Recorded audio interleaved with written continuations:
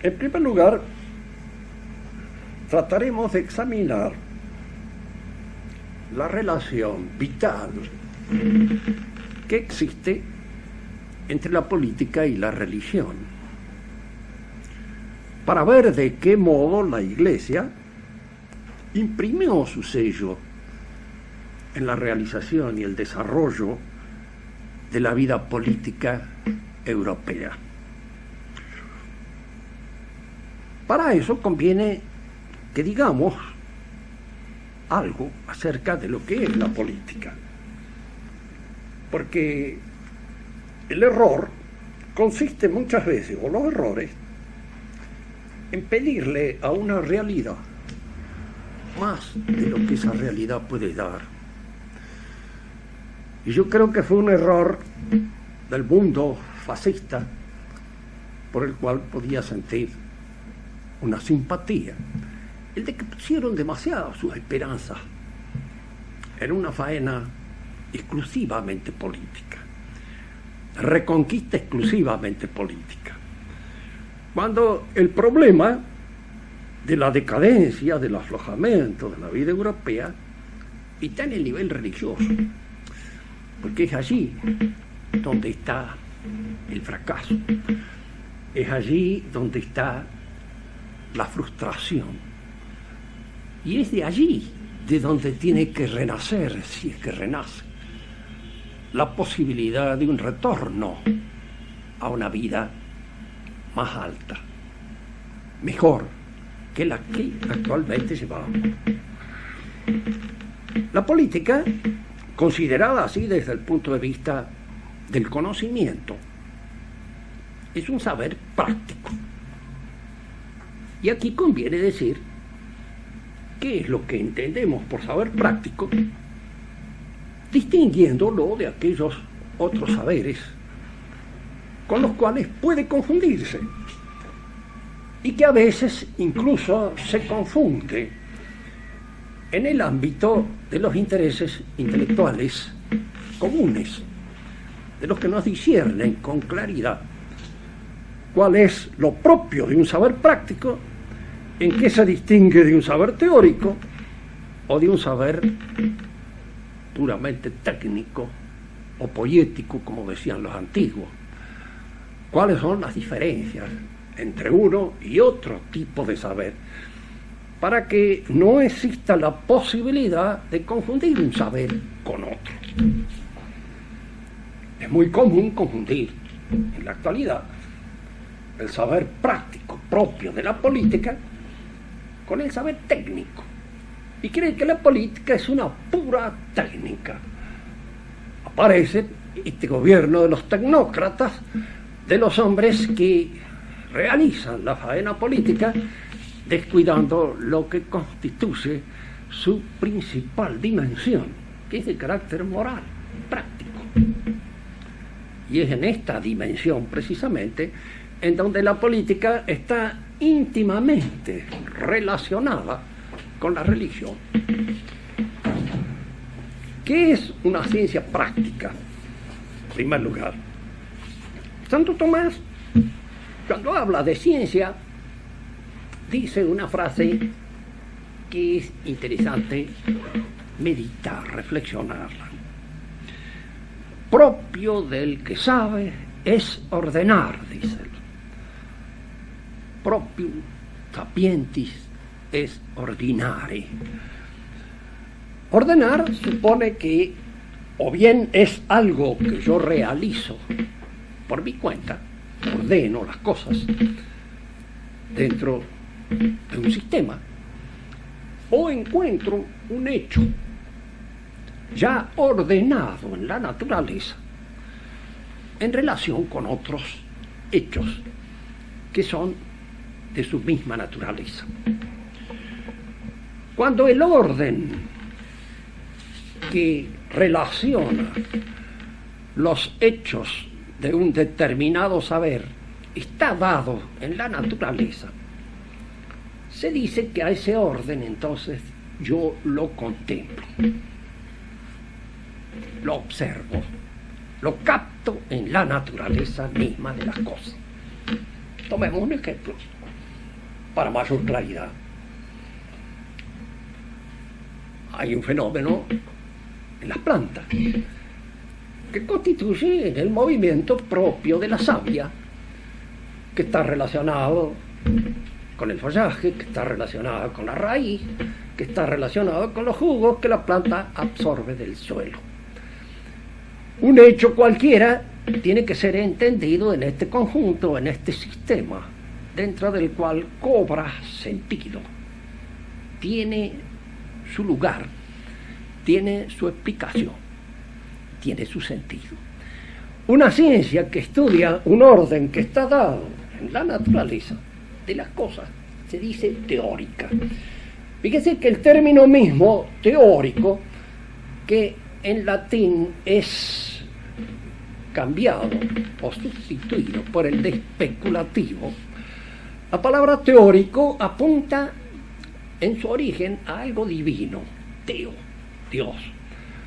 Lo teórico entonces es aquello que se refiere a un orden, a un ordenamiento que está establecido por Dios en la naturaleza de las cosas.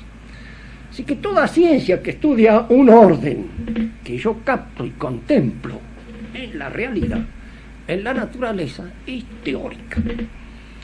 Así es teórica la fisiología vegetal, de la cual estamos hablando, como la fisiología humana, porque la forma en cómo la sangre circula es algo que está dado, no es algo que yo realizo. Pero hay obras que yo realizo, que yo ejecuto, de las cuales soy yo autor. Y entonces el orden que en alguna medida se consideran en esas operaciones es un orden que está dependiendo de nuestra realización. Pero aquí es donde aparece fundamentalmente la necesidad de distinguir dos tipos de orden. Uno es el orden que realizo en mis propios actos voluntarios, libres. Así, por ejemplo, tengo que estudiar un examen, rendir una materia, y lógicamente tengo que establecer un cierto orden de obrar. Y antes que nada, ese orden está distribuido en eso que llamamos las virtudes, que son aquellas fuerzas de que dispone nuestro espíritu para ordenar nuestras apetencias, nuestras disposiciones. Si yo quiero estudiar, tengo que empezar por controlar todos los apetitos que en un momento determinado pueden interferir en mi faena, en mi tarea. Aquí aparece la necesidad, la exigencia de la virtud de templanza. Porque si en algún modo no me apodero de los apetitos de la concupiscencia, yo no puedo ordenar mi existencia, no puedo, diríamos, alcanzar aquella finalidad, aquel propósito que me he dispuesto a alcanzar, porque me dejo llevar en todos los momentos por el impulso del primer movimiento espontáneo de la naturaleza caída, incluso por el gusto de la pereza, el dolce far niente, me gusta dormir más de lo que corresponde, entonces tengo que dominarlo, tengo que tener la fuerza de levantarme, tengo que dominar eso que en la palabra española se llama ganas. Fíjese que es una palabra que no existe en otra lengua tan bien usada como en la lengua española. Será porque los españoles son individuos que hacen las cosas cuando les da la gana y que de alguna manera están en relación siempre con la gana. Pero la gana, si nosotros lo vemos, es una apetencia que puede favorecer el movimiento de la voluntad, pero en otro momento contrariarla. No tengo ganas de hacer tal cosa, pero tengo que tener ganas. Y de alguna manera ese hecho de imponerme a mí mismo la obligación es una fuerza que realiza una actividad espiritual en el control de esos apetitos que tienden a la dispersión. Esa coyuntura, fíjense bien, que la palabra cardinal, virtud cardinal, cardina en latín es La bisagra es, en cierto modo, diríamos, aquello en torno a lo cual gira una puerta. Es la coyuntura, podemos decir también nosotros, en la cual interfieren o están o se unen las apetencias con la tendencia del espíritu.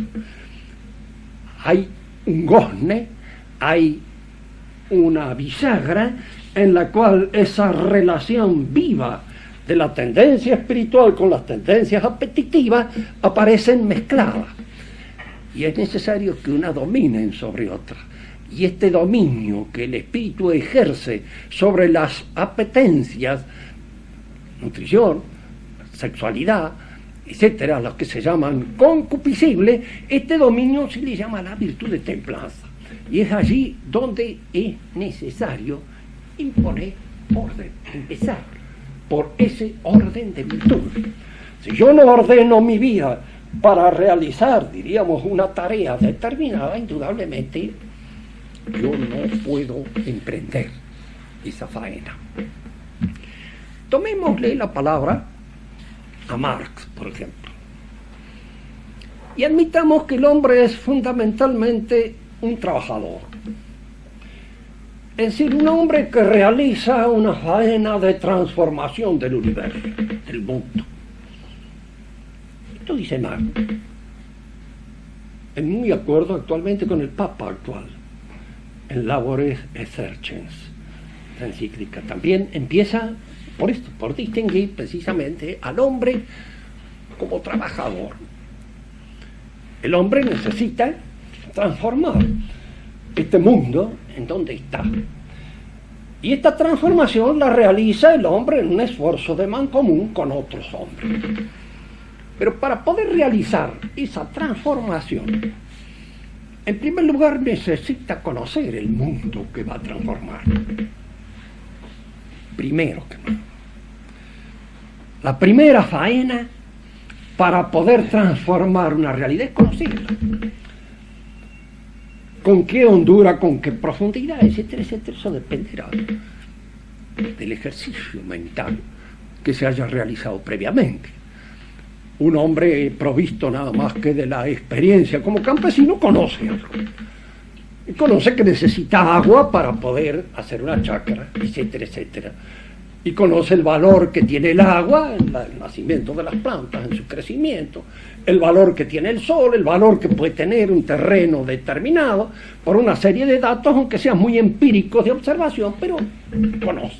Todos esos conocimientos son teóricos y son previos al obrar sobre la realidad, son previos. Porque sin esos conocimientos mi obrar sobre la realidad sería un obrar ciego, un obrar sin saber, un obrar a tientas. Y ese obrar a tientas no es el propio obrar humano, porque aun cuando sepamos muy poco, siempre en todas nuestras acciones decisivas sabemos algo acerca de la realidad sobre la cual obramos. Previamente, entonces, al obrar técnico sobre la realidad, al trabajar o al trabajo, está el saber teórico, el previo, y es el que puede o no desencadenar el trabajo. ¿Por qué digo puede o no desencadenar el trabajo? Porque, claro, el conocimiento de una realidad me puede a mí decir: acá no tenemos nada que hacer. Y aquí la única actitud sabia es mandarse a cambiar lo más rápidamente posible, porque sobre esto no podemos obrar, no podemos actuar, no podemos hacer nada. Sí, hay que irse, cambiarse de lugar, ir a otra parte. Bien. Admitamos que este conocimiento teórico previo de la realidad me lleve a obrar sobre la realidad. Pero ahora, para obrar sobre la realidad, fíjese que el hombre no es un ser solitario, nunca. Esto es importante establecerlo, en todo tipo de conocimiento, en todo tipo de saber. Cuando una filosofía empieza a partir del hombre solitario, pongo el caso del cartesianismo, cogito ergo sum, empieza a partir de empieza mal. ¿Por qué? Porque ese hombre no existe, ese hombre no se da. Ese hombre que puede decir, hagamos de cuenta que nada me ha sido enseñado, hagamos de cuenta que no sé nada acerca de la realidad, pero sé que estoy pensando, y porque dudo sé que existo, y en cierto modo pienso, luego existo y empiezo a sacar de mí mismo, de ahí no saca nada, porque ese hombre solitario no existe, no se da. Será el hombre solidario, que ha entrado siempre en un esfuerzo de mancomún con los otros. Es importante señalar este hecho, por esta razón. Cuando yo tengo que ordenar mi existencia para poder obrar, y antes de obrar tengo que ordenarme a obrar, tengo que vencer la pereza, tengo que vencer el temor que los justos inconvenientes, los obstáculos, las circunstancias, las vicisitudes de la vida pueden imponerme en el camino. Todo eso tengo que dominarlo. Tengo que tener templanza, tengo que tener fortaleza y tengo que tener una actitud justa con los que trabajan conmigo. ¿Por qué? Porque si yo no ajusto mi situación, mi obrar, mi operación a la situación y al obrar de la operación de los otros, pues andaremos desajustados y de alguna manera no procederemos en buen tiro. El buen carrero que maneja 6 caballos en una chata, para poder hacerlos tirar bien, tiene en primer lugar que ajustarlos. Es decir, tiene que ponerlos a los 6 en situación de hacer fuerza al mismo tiempo, al unísono. Porque si uno empieza a pegar un tirón y el otro tirón, y no se manejan bien, y no se los ajusta, indudablemente no se puede proceder al tiro. Y aquí la necesidad, antes de empezar una tarea, de ajustar mi relación con los otros, de justificar a los otros, de comprender su derecho. Porque fíjense que ese derecho de los demás pueden estar escritos, pueden no estar escritos, pueden ser derechos que yo siempre tengo que reconocerlos de alguna manera en mi tarea con ellos, porque si no los reconozco no hay tarea de mancomún y no hay posibilidad de ajustar mi empresa junto con el esfuerzo de aquellos que me acompañan en esa empresa. De manera que si previamente al ejercicio del trabajo sobre la realidad es el conocimiento teórico, también el conocimiento práctico es previo a este ejercicio de la realidad. El conocimiento práctico es previo porque necesito ordenar mi vida para que pueda mi trabajo ser un trabajo ordenado. Para que el desorden en el trabajar y el desorden provocado por la falta de templanza, por la falta de coraje, por la falta de justicia, me lleve a cometer una serie de gafes, de inconvenientes, de errores que hagan imposible la labor.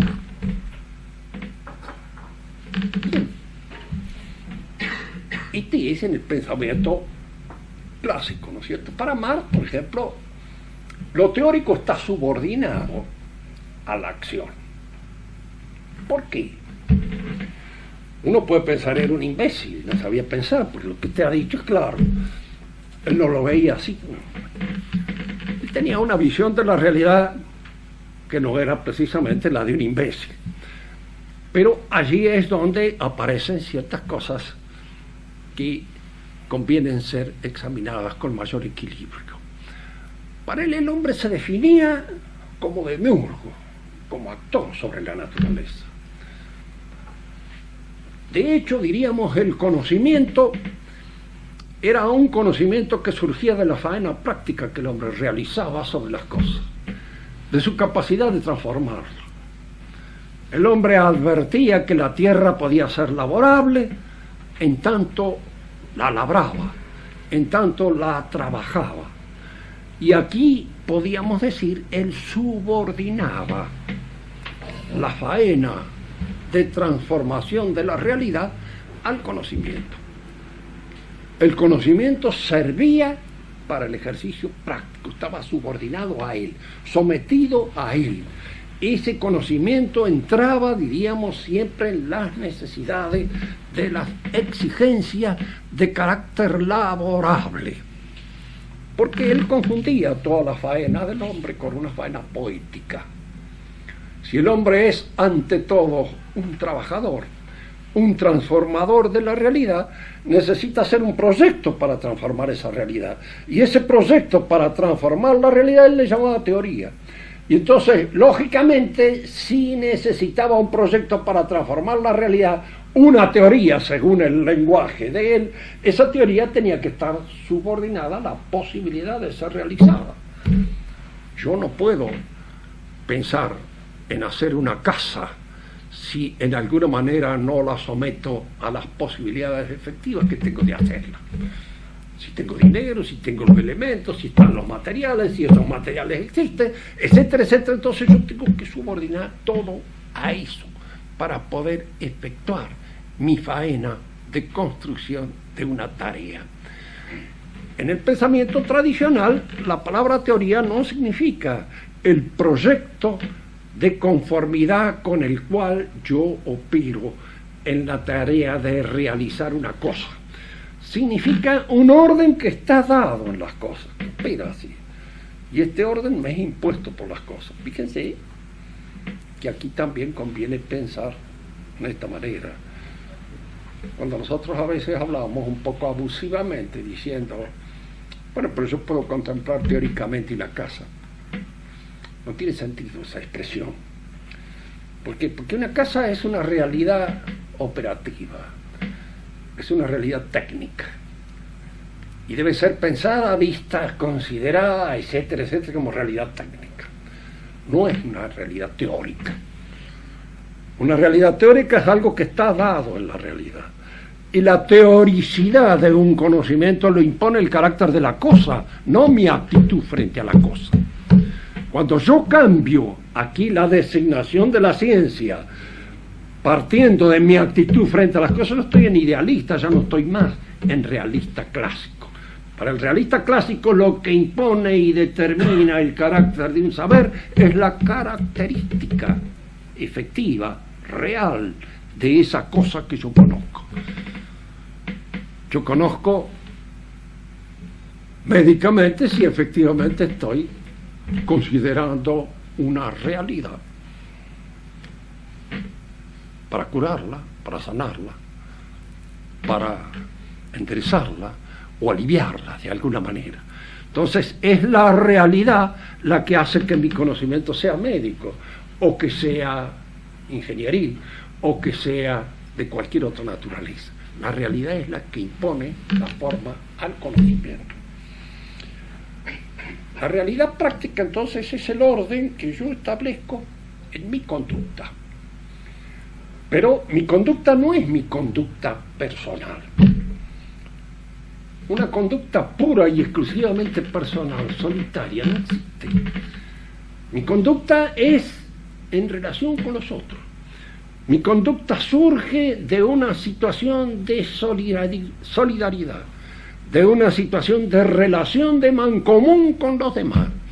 Entonces, mi ordenamiento de la conducta es un ordenamiento que inevitablemente tiene una dimensión social. No es a mí solo el que interesa que sea templado en mi relación con los alimentos, en mi relación con el sexo, en mi relación con todas las demás cosas que hacen a las apetencias sensibles. Es una relación que también interesa a los otros. Es una relación que de alguna manera está toda la sociedad interesada en que sea en lo posible una relación virtuosa. Porque la falta de virtud en la relación provoca escándalo, provoca, diríamos, una proyección desordenadora sobre los demás. Por eso siempre en la conducta humana hay que tener en cuenta esta dimensión personal que se inscribe en un orden de actuación que es social, la familia y la sociedad política a la cual corresponde. Ahora, otra cosa, el conocimiento teórico se expresa en un juicio teórico. El agua está compuesta de 2 átomos de hidrógeno y 1 de oxígeno. Bueno, muy bien. Una conclusión teórica. Simplemente se establece así. El conocimiento práctico se expresa en una acción práctica, como el conocimiento técnico se expresa en la realización de una obra. Se es carpintero cuando se es capaz de hacer una obra de carpintería. Digo esto para salir al encuentro de los politólogos que han descubierto ahora que puede haber carpinterólogos que se dedican al estudio puramente teórico, así le llaman eso, de la carpintería sin saber hacer absolutamente una silla, ni siquiera un banco de cocina, no lo hacen nada. El carpintero, el saber del carpintero concluye en la obra, en lo que realiza, y el saber del orden práctico concluye en la adecuación de mi conducta, en mi relación con los demás y con las cosas con las cuales entro en relación. Es un saber que concluye allí. Es una conclusión práctica. Es lo que se llama también un juicio de prudencia. Pero siempre y cuando entendamos por un juicio de prudencia, no una enunciación prudencial, sino la realización concreta de la obra. Por eso el político es el que hace política, no el que opina sobre la política. Ese no es político. Cuando uno dice, por ejemplo, siempre en política, yo en lugar de este haría tal cosa, está siendo absurda, porque no está en su lugar. Y al no estar en ese lugar, está hablando de más, no sabe cuáles son las situaciones concretas dentro de las cuales el que está en ese lugar tiene que determinar su acción. Él determina su acción acusado por una serie de cosas que están actuando sobre él, las cuales yo no participo, no actúo. Por eso, en el orden práctico, caben 3 niveles de consideración que es interesante distinguir. El primero y el más vasto de todos sus niveles es una reflexión sobre los principios universales del orden práctico. Esta reflexión sobre los principios universales del orden práctico es lo que estamos haciendo ahora. Yo puedo hacer una reflexión sobre los principios universales de la política. El primero de todos esos principios universales puede ser hacer el bien y evitar el mal. Lo dice todos los días el diario Los Andes en una de las referencias a Don Orione, ¿verdad? Ahora, luego vamos a saber cuál es el bien que tengo que hacer y el mal que tengo que evitar acá, ahora, frente a las circunstancias en que estoy. Porque muchas veces yo puedo saber, dice un dicho latino, muy bueno, vidio meliora, provoque deteriora sequor. Veo lo mejor, estoy de acuerdo y hago lo peor.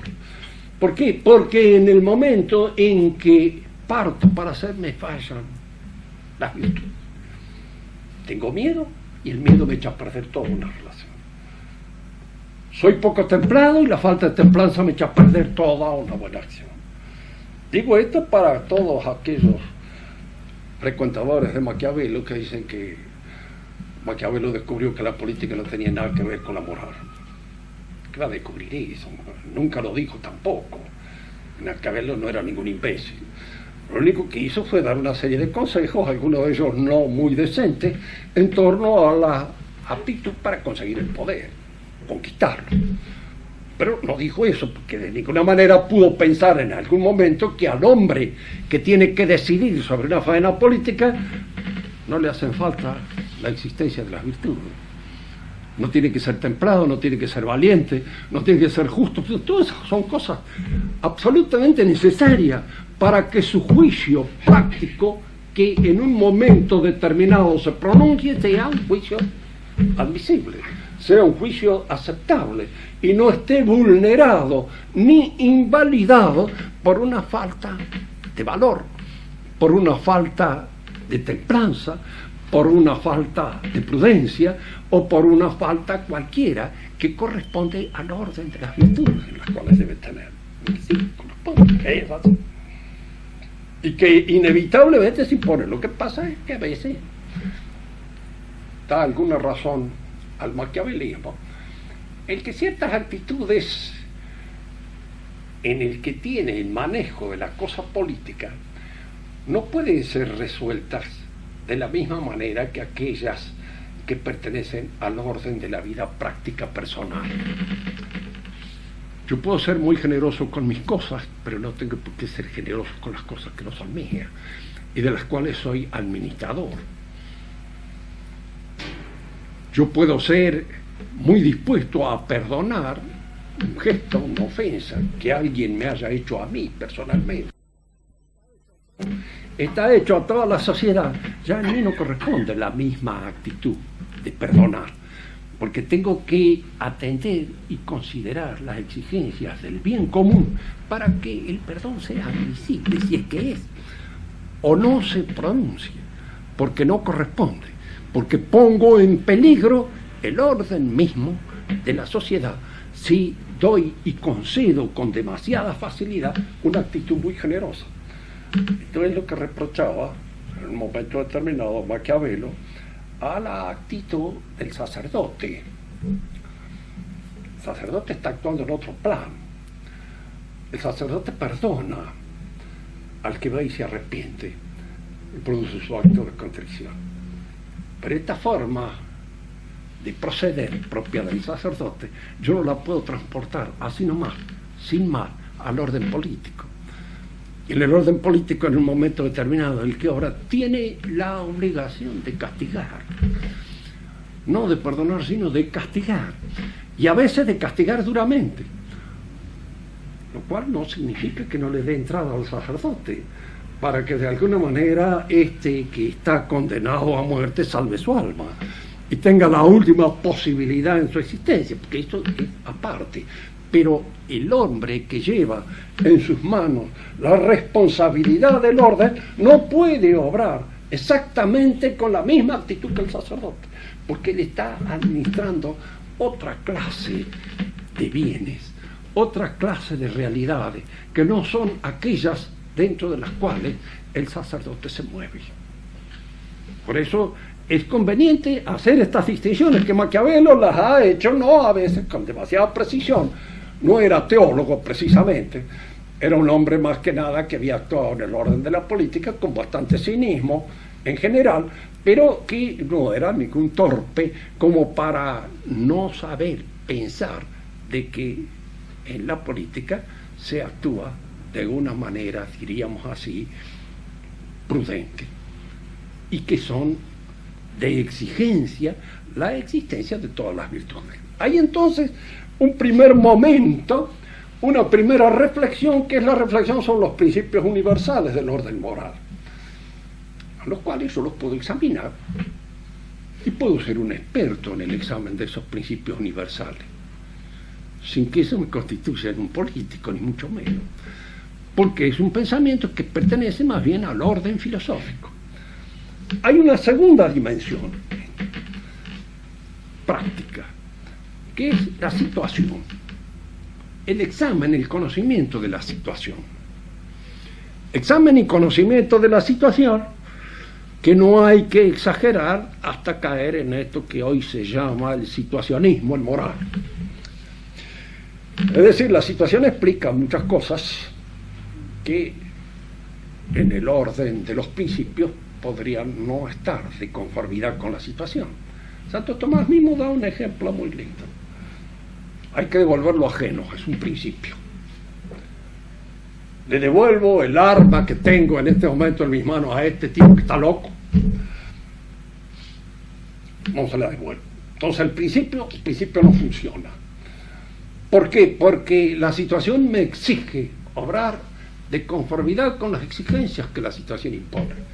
Y la situación me impone en este momento guardarme el principio, no ponerlo en ejercicio, porque el principio en esta situación no obra, no opera. Yo no debo matar, es un principio, no matar, que sí. Pero si está en peligro mi vida, pues me defiendo. Y en esta defensa mía puede suceder que el contrario muera. Y generalmente cada uno de nosotros preferimos que muera el contrario y no que muéramos nosotros en la misma relación o situación en que nos encontramos. Y acá el principio entonces no obra. Incluso fíjense bien, a veces dejarse matar en un momento determinado para salvar el principio suele ser no solamente una estupidez de orden universal, sino que incluso injusto. Porque usted está permitiéndole al otro que opere injustamente. Si usted puede impedir que alguien le robe, debe impedir que le robe. Impedir. Ahora después si quiere regalárselo es otra cosa. Pero de entrada debe impedir. Porque hay que impedir que se cometa un acto de injusticia. Es justo evitar un acto de injusticia. Y un acto de injusticia que se comete a veces contra usted. Hay que tener cuidado en ese sentido de no llevar, diríamos, el principismo a un grado de exageración en el cual no se noten las exigencias de la situación. Hay gente que conoce muy bien la situación en la que se vive. Es fundamental para que el acto final de prudencia, la decisión soberana, en la cual el que es jefe de una nación se pronuncia, sea con claro conocimiento de la situación. Pero este claro conocimiento de la situación debe ser una cosa muy bien y muy prudentemente determinada, que es lo que hace que a veces muchos de nosotros nos equivoquemos siempre en cuanto nos queremos poner idealmente en la situación del que está en el panel. Dice que no se trata de justificar a nadie, ni mucho menos. Pero hay que estar en una situación determinada para poder decir cómo se va a actuar. Es muy difícil que el que no está pueda decirlo. Esta situación puede pertenecer al orden de nuestras acciones morales. Hay ciertos momentos en que nosotros podemos estar presionados por una serie de circunstancias que nos obligan a actuar de una manera distinta a la que actuaríamos en otros momentos determinados. La política es a veces el arte de poder hacer el bien común dentro de aquello que la situación permite. No se puede hacer lo que la situación no permite. No olvidemos nunca esto, porque en un momento determinado al hombre que maneja la política de un país, que puede tener la mejor actitud para realizar el bien común, pongámonos en este caso ideal, pueden fallarle los instrumentos de los cuales usa. Puede encontrarse sin la posibilidad de obrar bien, por razón de que no tiene los elementos con los cuales se podría obrar bien. Tomemos, por ejemplo, un ejemplo mismo en nuestro país. Sería lindo que tuviera una clase dirigente bien, lo mejor, una aristocracia, una nobleza, pues no la tiene y no la va a tener. Y momentáneamente podemos decir que es imposible que surja así nomás porque sí. Uno podría ser de tendencia a decir, mire, el mejor tipo de gobierno generalmente que hay es la monarquía. Una monarquía hereditaria en este sentido, pero tiene que haber un monarca. Usted no lo puede inventar, no lo puede sacar de los prostíbulos en los cuales se está creando la mayor parte de la gente en un lugar determinado. Tiene que haber una cierta tierra favorable para que esas cosas crezcan. Todo un ambiente, una tradición, una serie de elementos que hacen que no están, no existen. Entonces, el político no los puede crear, no los puede inventar, no los puede traer a cuenta si no existen, no están. Como si a vos te pusieran a cuidar enfermo y no tenés ninguno de los instrumentos para observarlo. Y lo tenés que mirar a ojo de buen cubero, harás lo que puedas. Bueno, muy bien, pero harás lo que puedas. Si hay muchas cosas que no las puedes hacer. Y no las puedes hacer por falta de los elementos con que se debe contar para poder hacerlo. Y esto sucede en todas las partes de la faena política. Por eso hay que tener un gran cuidado cuando uno juzga estas cosas, verlas con torno.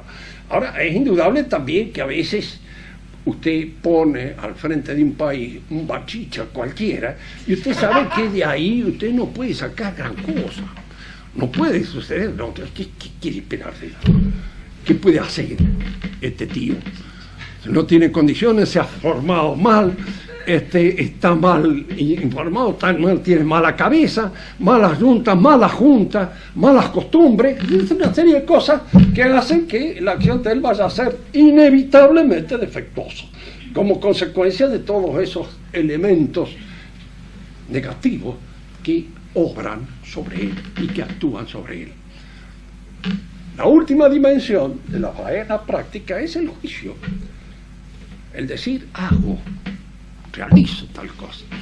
Y ahora fíjense bien cómo este juicio, que es un juicio de prudencia, un juicio de prudencia no es algo que se dice, voy a realizar tal cosa, no, hago. Y se realiza en el hecho. Aquí concurren la existencia de todas las virtudes para poder ser realizado. Sin coraje no hay un buen juicio político. Sin templanza no hay un buen juicio político. Porque puede ser echado a perder por la primera secretaria más o menos ondulante que le envían de un lado por otro. Y que la gente que está actuando en ese plano se da cuenta cuáles son las debilidades del tío que en un momento determinado está manejando el asunto político. Y trata de sobornarlo precisamente por los lugares flacos en que él está. Obra. Si es muy sensible al dinero, pues le ofrecerán dinero, le ofrecerán mujeres, le ofrecerán poder, le ofrecerán cualquier cosa. Todo lo que él necesite para hacerlo flaquear y para obligarlo a hacer cosas que van en detrimento del bien común. Si él no está bien templado, indudablemente, o lo amenazarán. Fíjese que el temor a veces es una de las cosas más espantosas que obran más, porque se conoce ahí a través de la historia. Luis XIV era un mujeriego espantoso, pero no se le mezclaban las mujeres con la política. Sabía distinguir una cosa de otra y mantener su vicio al margen de sus actividades políticas. Hacía. En cierto modo, para salvar las apariencias, comulgaba con una hostia no consagrada, con el objeto de que sí, el cura ya venía, estaba en condición con él, le daba comunión. Todo el mundo sabía, porque en Francia es un lugar, en fin, donde las alcahueterías galantes circulan por todas partes y son el secreto a voces de Polichinela, porque todo el mundo sabe qué es lo que pasa, con quién, cuándo, de cómo y todo, incluso más que él posiblemente, porque conozcan algunos detalles que él no conoce y que él mismo ignora a ese respecto. Pero quiero decir, en este sentido, de que como a veces la faena política puede realizarse bien, aun cuando haya un cierto desajuste en la conducta, siempre y cuando ese desajuste en la conducta no intervenga en el orden político. No olvidemos, un gran político también a su modo lo era, y sabía seguir sus grandes designios. Era Napoleón Bonaparte. Él tenía a veces también esas mismas debilidades, pero eran debilidades que él administraba muy bien y las sabía dejar en un lado sin que se le metieran en la política. Como decía en cierta oportunidad un inglés que conocía en el sur, whisky y póker solo inglés puede mezclar, decía él, porque generalmente jugaba con algunos paisanos de la zona que una vez que habían chupado media botella y que tenían una curda que no veían ya ni las cartas, y el inglés le juntaba las cabezas porque él seguía manteniendo más o menos su frescura a pesar de la cantidad de alcohol que se había ingerido en un momento u otro. Él era el único que podía mezclarlas, decía él. Los otros no la podían mezclar porque eran gente que perdían fácilmente la cabeza. Bien, vamos a dar un paso más en este sentido para aclarar mejor este concepto. Decimos entonces que la política es una ciencia práctica, y esta ciencia práctica no concluye con la reflexión sobre los principios. Yo no aprendo política reflexionando en un libro de política. Incluso no concluye con la observación bien detenida, examinado de todos los elementos que constituyen la situación en un momento determinado. Donde interviene, tiene que intervenir, por eso precisamente el político necesita asesores, que lo asesoren en derecho, que lo asesoren en estadísticas, que lo asesoren en producción, que lo asesoren en una serie de cosas que le permiten establecer sus contactos con la situación a través de todos estos hombres que conocen ciertos aspectos de esa situación mejor que él. Él es el que debe saber manejarlos a todos en un momento determinado para que el juicio en que en última instancia se aplique la decisión política sea un juicio fundado en todos estos saberes. Esto se puede aprender también, ciertas técnicas en orden al conocimiento del área en el cual se ejerce la acción política. Esto se puede aprender. Lo que no se puede aprender es la prudencia política. Aquí es una cosa con la cual se nace, y lo curioso del caso es esto, porque es una advertencia que uno puede pedir prestado a otro país un profesor de matemática, un profesor de medicina, puede pedir, pero no puede pedir prestado a un político. ¿Por qué? Porque los de otro país, en un país no funcionan. El político tiene que ser adecuado a esta realidad que es su país. Tiene de alguna manera que haber respirado un poco, conocerla, el aire de esa situación en la cual va a obrar. Y esto constituye una situación un poco especial, determinada. Los políticos no son exportables. De ninguna manera pueden ser enviados a otro país, porque en otro país pueden fracasar. En un país tienen éxito. Mussolini no hubiera tenido éxito en Inglaterra, por ejemplo, en donde todas aquellas condiciones que hacían a sus características no eran bien miradas, ni eran bien consideradas en la actitud de los británicos, porque hubiera desentonado. Pero en Italia era, y fue un gran político, como puede haberlo sido Franco dentro de su país, como puede haberlo sido Salazar dentro de su país. Estoy designando aquello que me parece dentro de las posibilidades que tengo yo de observar, de notar los políticos más característicos de nuestra época. Una última palabra para ver la reflexión. ¿Y cuál es la influencia que la Iglesia puede realizar? La fe, el conocimiento teológico en la faena política. ¿Ejerce alguna influencia? Y ya lo creo, porque ejerce una influencia sobre todo el orden y el ordenamiento moral del hombre. Yo creo que la desconsideración de los fines religiosos a los cuales el hombre está ordenado por Dios mismo es ya de por sí ir a un error inevitable en el orden, en el campo de la política. Fíjense que esto no significa de ninguna manera de que el político tenga que dar cuenta de su faena propia como político a los hombres de iglesia, ni mucho menos. No se trata de eso. Generalmente los hombres de iglesia a veces suelen ser buenos consejeros políticos, pero cuando son buenos consejeros políticos son bastante malos hombres de iglesia. Es decir, que una cosa no es muy compatible con la otra. Ya decía, creo que fue uno de los papas de origen Medici, el que dijo cuando murió Richelieu, dice: si Dios no existe, qué vida de triunfos las usa. Pero si Dios existe, no me gustaría estar en su pellejo. De alguna manera, el que había Richelieu era un hombre de iglesia, pero como hombre de iglesia no ha existido nunca, jamás en la vida.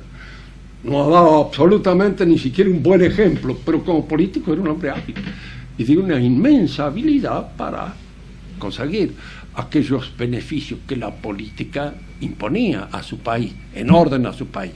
Ahora, precisamente si hubiera sido un hombre de inspiración más cristiana hubiera hecho para Francia otro tipo de política. Le arrancó mucho a Francia del cuajo de la cristiandad, como consecuencia de que la convirtió un poco en la hermana egoísta de todas las naciones europeas y que no pensaba nada más que en su engrandecimiento, sin tener en cuenta, digamos, las exigencias de la vida cristiana en general. ¿Alguna pregunta que ustedes quieran hacer? Para aclarar algún aspecto un poco borroneado. Enrique.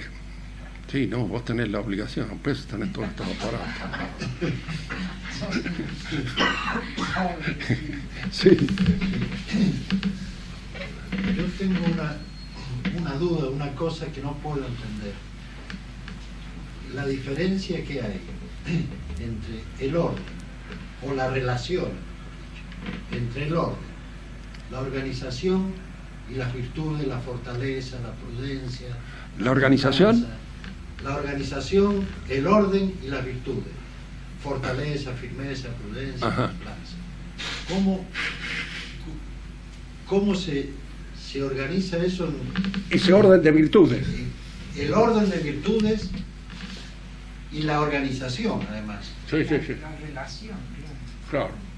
Eso es bueno, empezamos en primer lugar, ¿no es cierto?, de que la necesidad de la existencia de las virtudes. Eso no está en discusión ni mucho menos. La virtud de la templanza es aquella que rige los apetitos concupiscibles, los ordena, en orden a los bienes materiales, que forman, diríamos, las tendencias propias de esos apetitos. Y la organización, todo eso lo tengo claro. Sí. La fortaleza, coraje, es la que de alguna manera determina mi relación con los movimientos de eso que los escolásticos llamaban la irascibilidad. La ira y el miedo. Dos enemigos del obrar sereno. Para yo poder obrar serenamente, tengo que ponerme en una situación de mediedad o de superioridad sobre estas dos tendencias y dejarme llevar por la ira y por el temor, sino que dominar el temor y la ira. Tengo la fortaleza, ahora viene luego la virtud propia de la voluntad, que es la justicia, es decir, la actitud o la buena voluntad, la disposición voluntaria favorable a dar a los demás según su derecho. Aquí es donde aparece la exigencia de la organización, porque todo esto, el derecho de los demás, no lo conoce mi buena disposición justa, lo conoce mi entendimiento práctico. Es decir, el que capta cuál es el derecho que los demás tienen es una prudencia. La prudencia, que es la inteligencia práctica, lo que podemos llamar la inteligencia inmediata, que me permite captar aquí ahora lo que constituye el derecho de fulano, de sultano, de mengano. Ahora bien, todas estas virtudes están entre ellas relacionadas profundamente, fundamentalmente. Yo falto a la justicia en un momento determinado si falto a la templanza. De manera que una actitud justa, porque a veces las virtudes constituyen como un organismo, y cuando falla una, otra la suele reemplazar. Puedo tener una mala disposición a la templanza, porque sí, en un momento determinado me siento demasiado inclinado a la belleza del sexo débil. Pero el sentido de la justicia puede en un momento determinado detenerme. O la prudencia. Claro. ¿Por qué? Porque por no cometer una injusticia, por no hacer algo injusto, me corrijo, me detengo y en cierto modo sujeto mi impulso.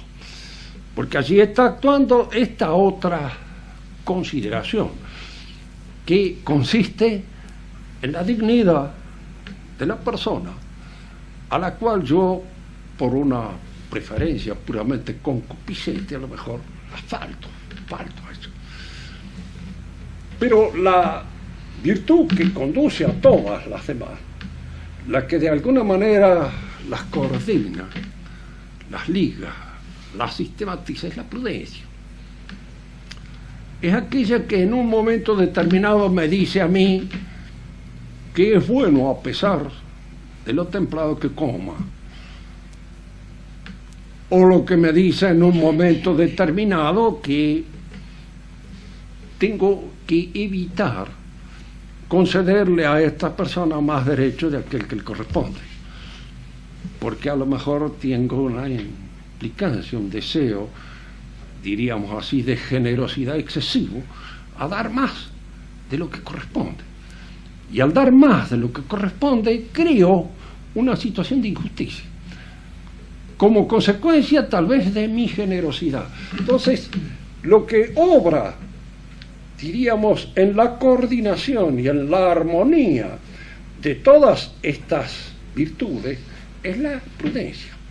Ella es la que determina en cada caso cuál debe ser, diríamos, el comportamiento adecuado a la situación en que me toca vivir.